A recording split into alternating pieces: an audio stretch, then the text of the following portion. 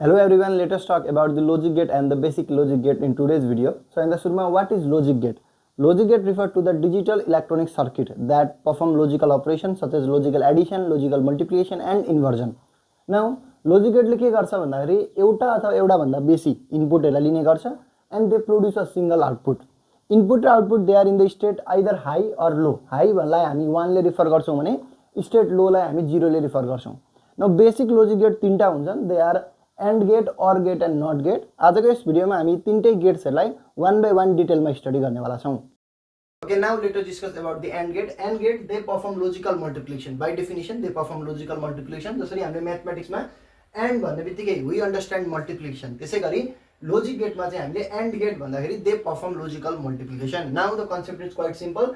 Output जुन हुन्छ it is 1 when all inputs are 1. जुन बेला सबै इनपुट 1 हुन्छ त्यतिबेला आउटपुट 1 हुन्छ. नत्र भने the output is 0. Boolean expression अथवा logical expression को कुरा गर्ने भने x equal to a dot b हुन्छ. a into b. a र b भनेका इनपुट हुन् र x भनेको आउटपुट हो. सिम्बल को कुरा गर्ने भने सिम्बल लेख्दाखेरि याद गर्नुपर्ने कुरा the input is always kept in the left side and output जुन हुन्छ त्यो राइट साइडमा एउटा आउटपुट हामी बनाउने गर्छौं. इनपुट यहाँनेरि दुईटा छ a र b. सो a र b यतापट्टि लेख्ने, आउटपुट x लाई यतापट्टि लेख्ने र स्ट्रक्चरमा धेरै विद्यार्थी OR गेट र AND गेट को स्ट्रक्चरमा झुकिने गर्छ. एन्ड मा अन्तिममा डी छ.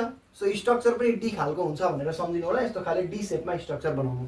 ट्रुथ टेबलको कुरा गर्ने भने इनपुटलाई फेरि हामी लेफ्ट ह्यान्ड साइडमा राख्छौं, आउटपुटलाई राइट ह्यान्ड साइडमा राख्छौं. यहाँनेरि 0 * 0 गर्दाखेरि 0 आउँछ, 1 * 0 गर्दाखेरि 0 आउँछ, 0 * 1 गर्दा 0 आउँछ र 1 * 1 गर्दा 1 नै आउँछ. So this is all about the AND get.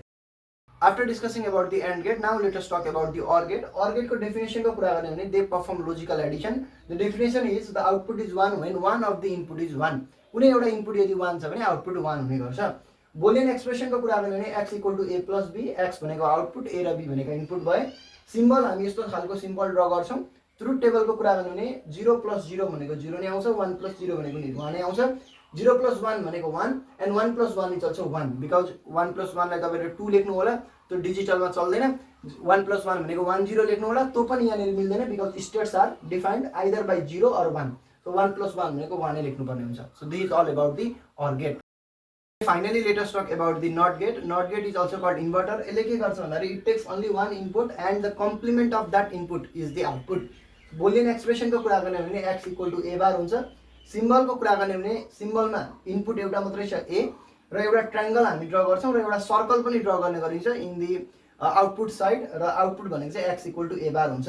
Truth table को कुरा गर्ने भने 0 हाल्दा इनपुट 0 हाल्दाखेरि आउटपुट आउँछ 1 त्यसैको कम्प्लिमेन्ट र 1 हाल्दाखेरि त्यसैको complement 0 is our output. So this is complete detail about the NOT gate.